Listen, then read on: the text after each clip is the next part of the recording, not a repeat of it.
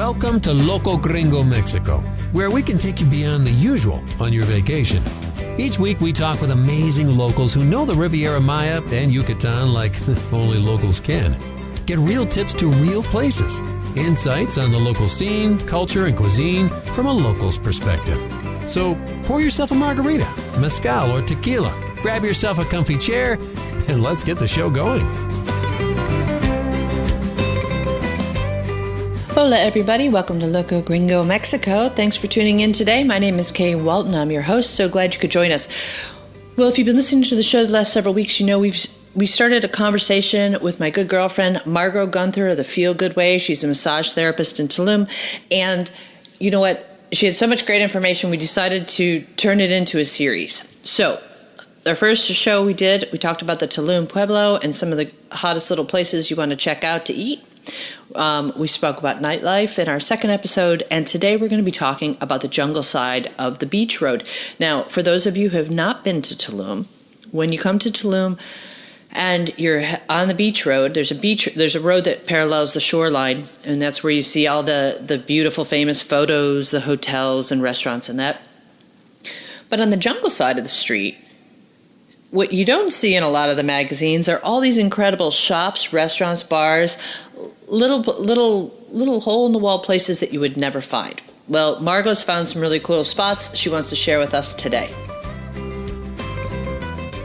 This episode is brought to you by Playa. You know, lots of people ask us for information and help when it comes to real estate, whether they're looking for retirement, an investment property, or maybe they're looking to relocate to the area. And we refer them over to our friends at Playa. The folks at Playa we've known for years, and they'll make sure that you, the buyer, are fully protected and informed when it comes to buying real estate. So if you're looking to buy a piece of paradise, check out our friends at buyplaya.com.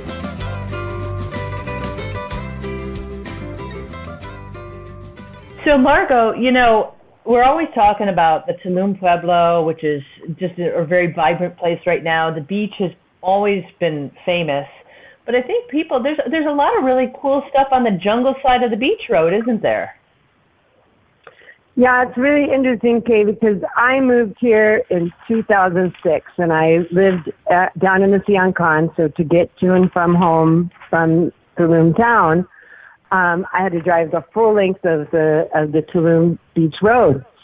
And at that time, there was lots of open spaces, and there were, you know, hotels that were on the beach, and so their entrances from the beach road were you know, fairly spaced apart, and you just pull off into these, you know, wonderlands and park in these amazing gardens and go down to these amazing beach hotels and restaurants and bars.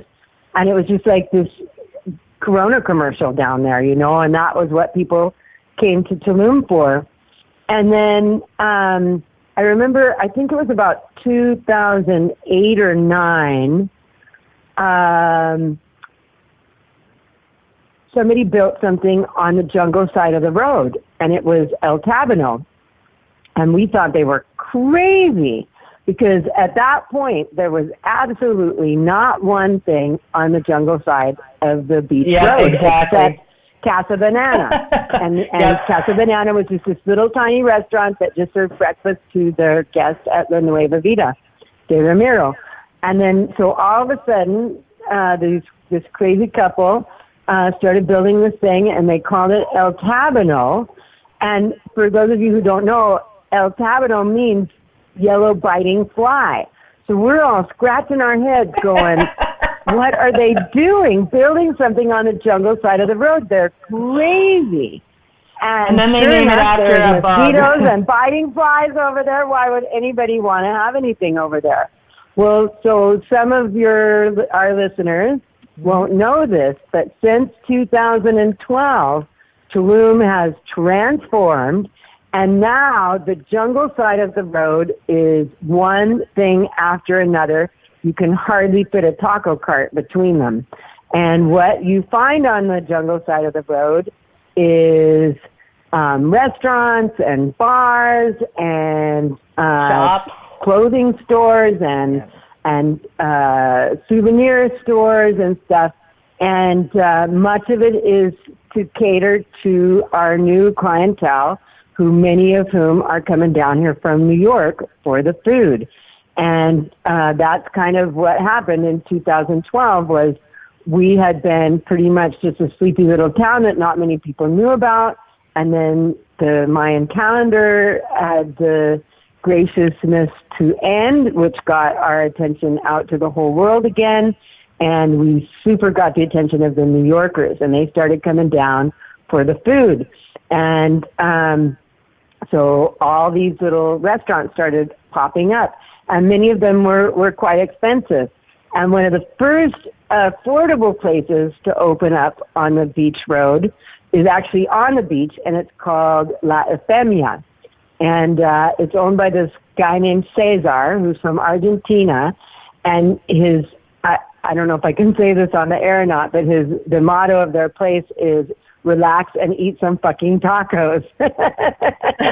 Okay, so we'll put this as an explicit episode. Thank you, Margo. No, it's okay. We'll beep that out. And it's right on the beach, and it's got, beach loungers, and it's got an indoor place, and all the chairs in La Eufemia have paintings on the back of them of people like Marilyn Monroe and Jimi Hendrix and Jim Morrison. All the people that are depicted on the chairs are no longer with us. And they have really good tacos. They have really good cocktails. And it has become the hip place on the Tulum beach. It's affordable. You can go there and have a really good time, and it's not going to cost you an arm and a leg. So that's one of the places that's in the new Tulum. So now back to the jungle side of the road. The first place that opened up that got everybody's attention was a place called Hartwood. And I don't know who that guy's promotions people are, but he had a review in Cosmopolitan magazine before it was even open. I think Bon Appetit has a whole part of their magazine that is just about Hartwood, so it's a lot of New Yorkers come down here just to eat at Hartwood. I'm a massage therapist, as you may know, and I actually had a guy one time, his wife had booked a massage for he and his wife, and or he and her husband, sorry, and he actually forfeited his massage because he's afraid that he might not get to have his reservation at Hartwood if he had the massage first. So he paid me for the massage so that he could go eat at Hartwood without receiving a massage. So that gives you a little, that's how popular some of these jungle side places are. So Hartwood doesn't have a roof over it. All their food is cooked over an open fire. And it's pretty pricey, and people wait in line for hours to get reservations. Yeah. The chef is Eric, I think it's Eric Werner is his name. Yeah, I have their cookbook. They have a cookbook on Amazon, too. It's a great book. I had to buy it. I had to have it for my collection. Because I'm like, I was at Hartwood. Yep. Yeah. Well, yeah, it's an amazing place, and I don't eat there very often because it's a little out of my budget. If anybody wants to take me there, I'm open to go. But anyway, so Margo, I will take you there. You and I will go some night. We will go to Hartwood. I will save my pesos, and we will go. Okay, we went from Chiapanegos to Hartwood. I like where this relationship is going. But then there's no ice cream at Campanella afterwards. I'm sorry. Okay, so that kind of started the jungle side of the road thing. First it was Tabano, and then it was Hartwood. And actually now one of my good friends has opened a really small bar right across the street from Hartwood.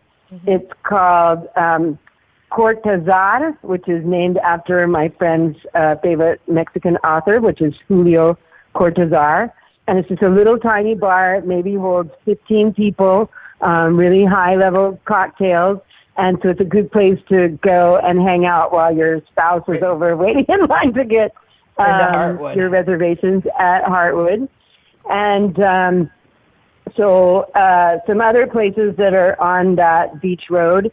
My favorite is Saint-Lay. It's got a little subtitle, El Jardín Secreto, the secret garden. And you walk in there, and it's like you walked into somebody's backyard in the 20s.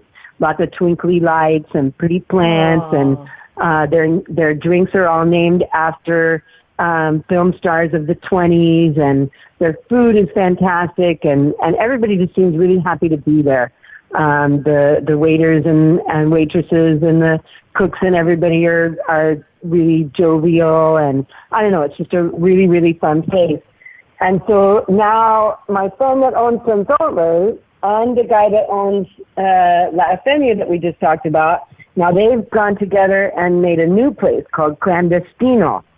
So it's Clandestino, which, it's got a lot of fun things that you can play with in that name. It's hidden, and it's a good destination to go. And they're calling themselves a hamburgers, how do you say it?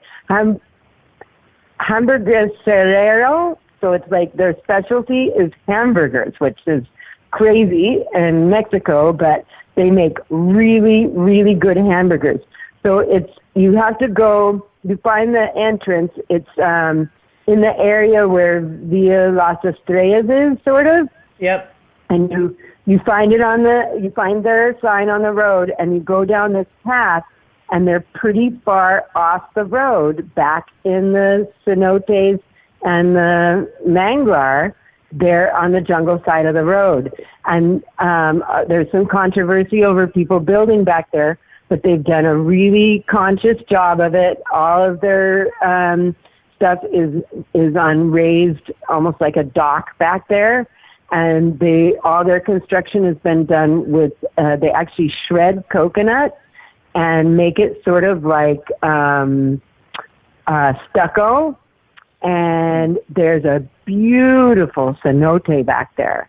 Beautiful cenote. I mean, and they've done a really good job lighting it and protecting it, and you can't get in it. It's just there for looks.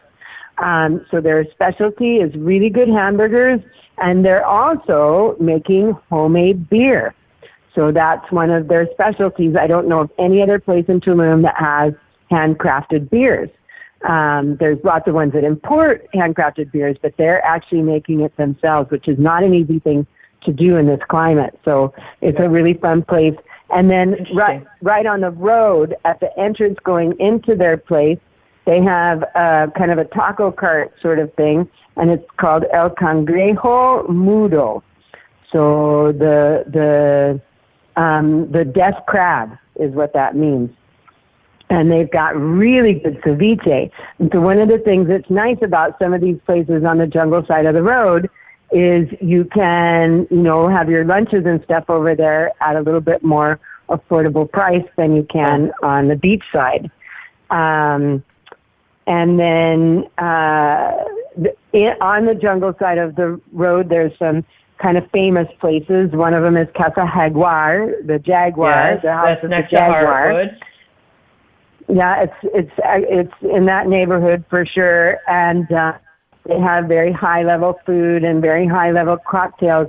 And I think it's 1 or 2 nights a week they have a party in the mangrove that goes on kind of all night, and it's electronic music, and a lot of young people really enjoy going back there. I'm not one of them, but that's something a lot of people are really enjoying.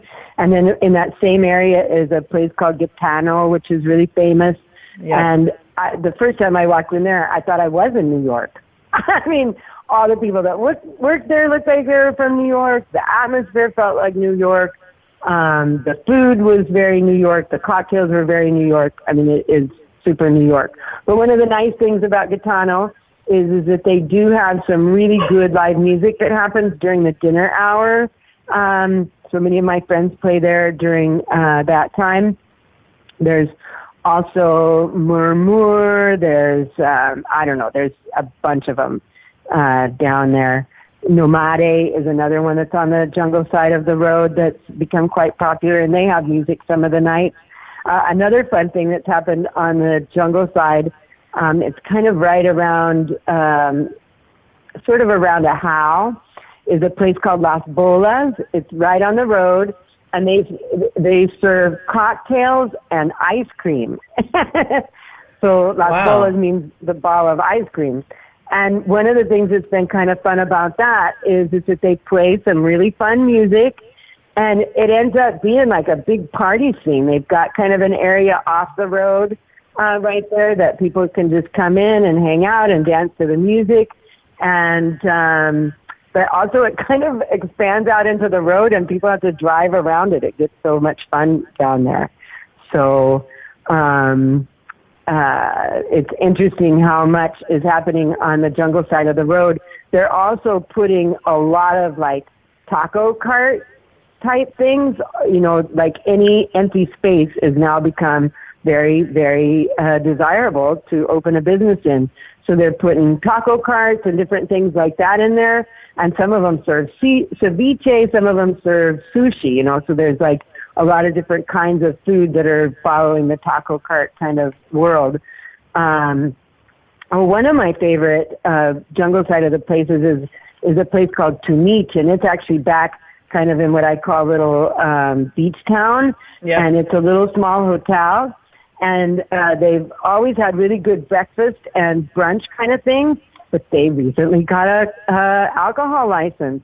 And so their new kind of shtick in there is boozy smoothies. So you can have like a really healthy smoothie, and they're going to put some Kahlua or something in there with it.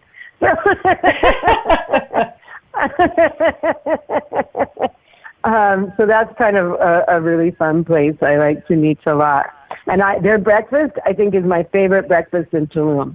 They've got a lot of good options. Many of them are Mexican. They've got some really good Mexican cooks in their kitchen that are cooking the kind of food that you would serve to your families in Mexico. So I was just going to add that this jungle side of the road thing is now started on the north side of the beach.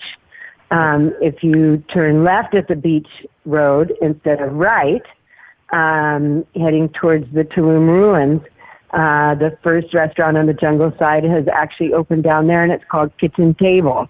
Love it. And I haven't actually eaten there, but everybody I know that has says it's one of the best places in Tulum. So I look forward to going there soon. I ate there not long ago. I liked it. I thought the food was very good. A little bit. I think it was less expensive than, say, a place like Hartwood. Yeah. I thought the atmosphere was very unique and special, and the food was certainly delicious. And all due respect to Kitchen Table, was it a memorable meal? No, but it was excellent. Was it very good? Absolutely, was a very good meal. And the really funny thing is, and Margo, you'll appreciate this, is that right on the side of it, there's a sescabero. And for everybody who doesn't know what a sescabero is, it's a place where they would mine limestone. And so there was just an abandoned little area there, and people were camping there, which I thought was a very creative use for a sescabero.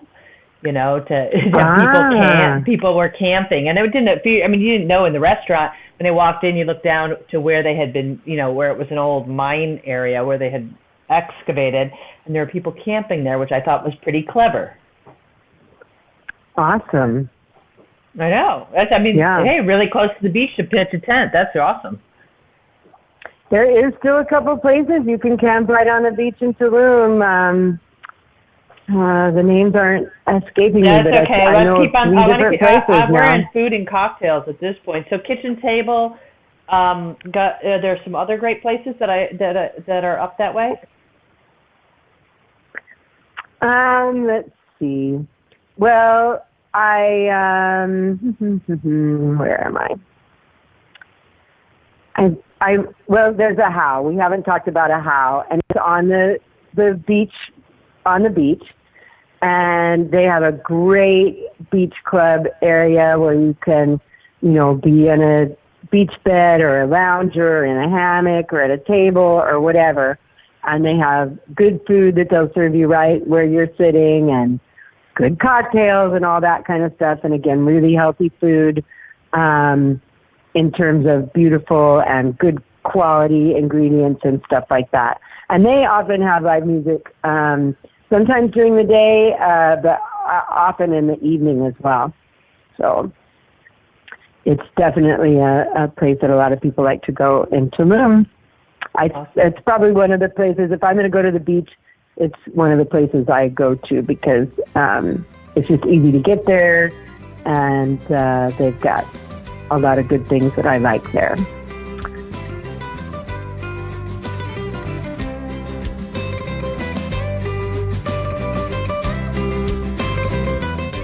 Well, are you inspired now to move down here?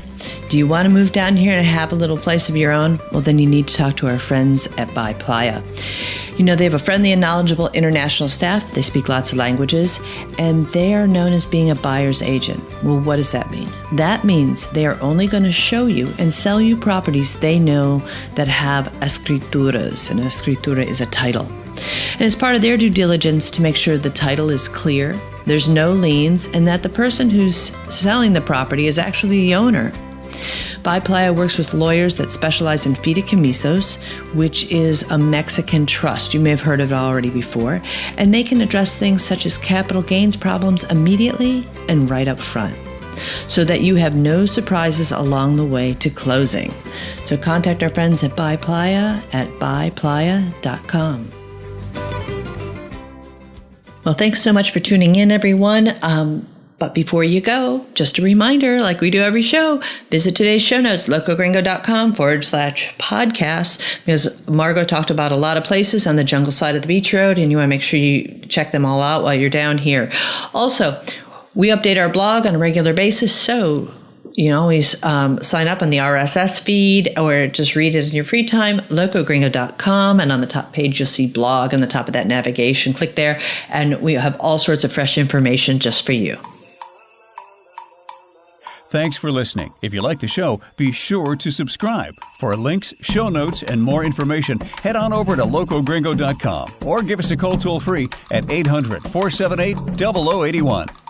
Porque se tragó la luna, estaba enferma la rana, su madre soba que soba, dedos de pluma la panza, pensó ranita que luna era una toronja blanca, y aunque la luna es de leche, la leche estaba cortada. Croa, croa, dedos de pluma, croa, croa, dedos de agua.